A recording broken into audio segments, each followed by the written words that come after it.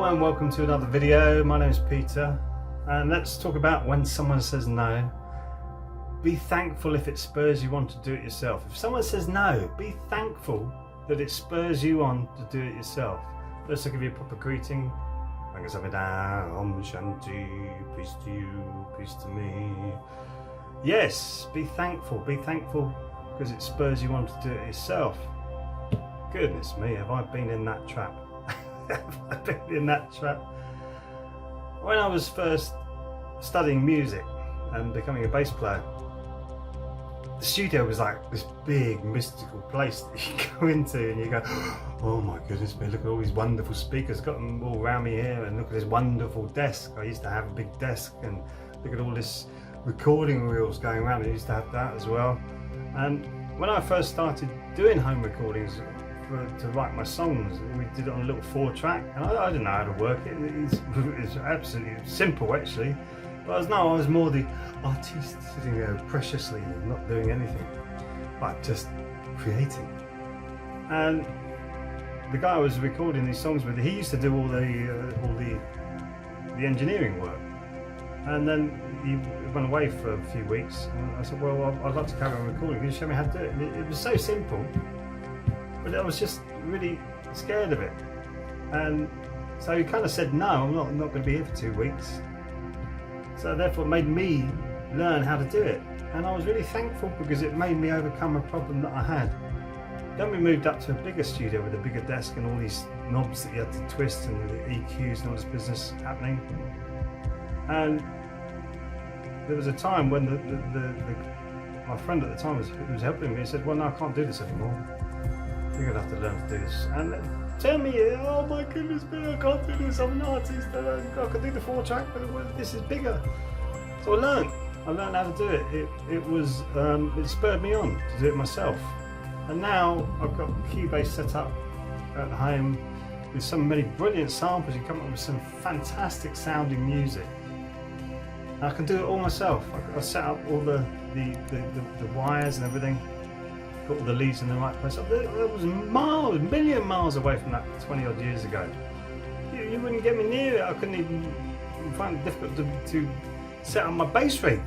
It's not quite that bad, but it spurred me on because the no was there, so it spurred me on to say, okay, I've got to do this myself now, which is a good thing. Learning how to do things for ourselves, and therefore the music setup I've got now, I'm really great at it. And now I'm learning how to put videos together. Not very well at the moment. I want to up that as well. Video editing and maybe filming. But filming I find a little bit harder because you've got all the light, all these different grades you've got to learn. And then I thought that about music when I first started with that. So maybe I will get into that at some point. I haven't got the time at the moment, but maybe I will do. But it's the video editing I find fascinating, and also I've been putting webinars together. You can find one now on meditation where it will tell you about 5 different types of meditation, and that's been a whole learning curve. It's like and the webinar, to make it interesting, it's like a wave, it's like a song. You've got verse, chorus, bridge, and then chorus end. And webinar's much the same. You've got like a flow to it that keeps bringing you back, like framing it back and forth, back and forth. And to me that is interesting as well, because it's like a formula is a horrible word now, but it is like a formula, or a composition is a better word. Competition, it is like that you've got to do it. And I used to watch people doing webinars, thought, well, I'll never do that. And now I'm doing it. Which is great. It's another skill that I've learned, how to put that together, so I can put information into half an hour, 45-minute, an hour webinar where people will go, wow, yeah, I got something from that. That's really good, and that's good. That's what I want to do is empower other people. That's the whole thing.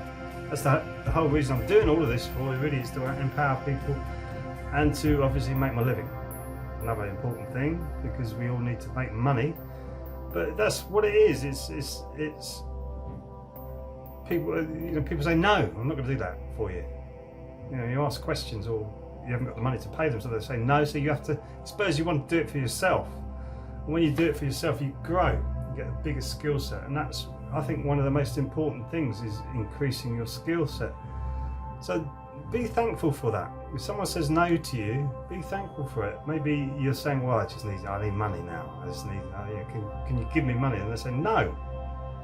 I've seen you, I've given you money before. This is what's happened to me. I've given you money before. Look what you did with it. Didn't do anything with it. You didn't improve yourself. You just carried on doing the same stuff that you're doing. You're in the same position. Why should I give you any more money? It's ridiculous. All I'm doing is paying for your lazy lifestyle. Yes, that was me. Many years ago. Yeah, you're just paying for my lazy lifestyle.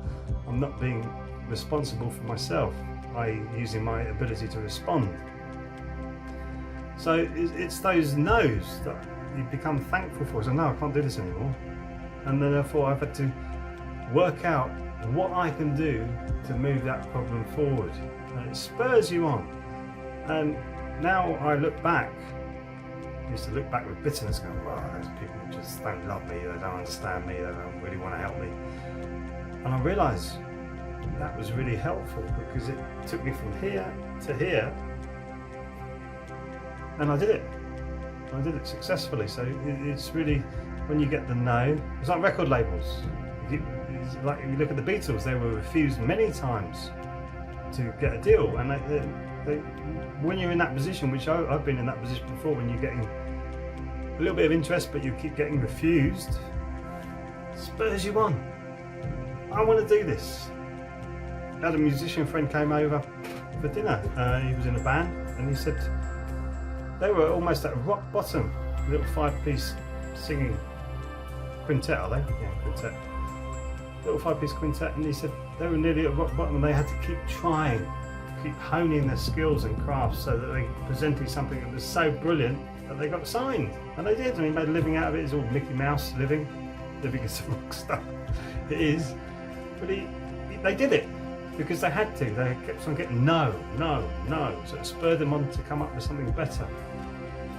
Same with the Qigong classes. When people come in and then they go, and you go, oh my goodness, what did I do wrong there? And then you get it better and better and better, and you start to give more energy out into your classes, and it spurs you on. Because at first you got a rejection, then you move forward with making it positive for yourself, to make it a positive experience for the people coming to you. That's a success story. That is a success story. I remember as a musician, it was weekly occurrence I was getting rejection letters. I used to keep them in a folder. Looking at them all. EMI don't want me. Oh my goodness me. Oh my goodness me. Arista don't want me. Oh my goodness me. You know, and it's just, you're just crying over spilt milk. You're not thinking, okay, they don't want me. What was wrong with this? Where did I not get it across that I'm brilliant? Why can't they see that? And then you listen back to it with more critical ears and go, well, no, maybe I'm not that brilliant. No, maybe I'm not that brilliant. Maybe this is not going to be for the masses. And then it makes you either move on to something else or to hone your skills so you can make it better. That's why I love the bass playing challenge. I used to think, wow, I love rock.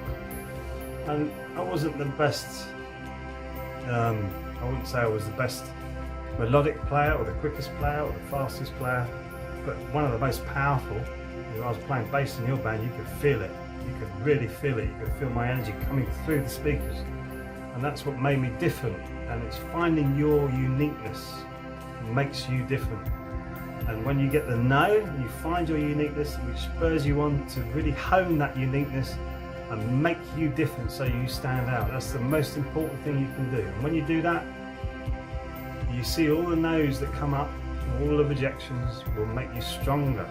Always make you stronger. And always see what you can do to improve yourself to get past it. And get out of positions, always get out of positions where people can sit there and judge you. Always get out of those positions. You don't want them close to you, judging you, pushing you down, because you need to grow. Always grow. You've got that position, someone judging you, pushing you down. You don't want that in your life. Nobody does. It's rubbish. So take no's as a way to spur you on to become the best version of yourself. Thank you for watching, and I'll see you in the next video. Sarang Hamida.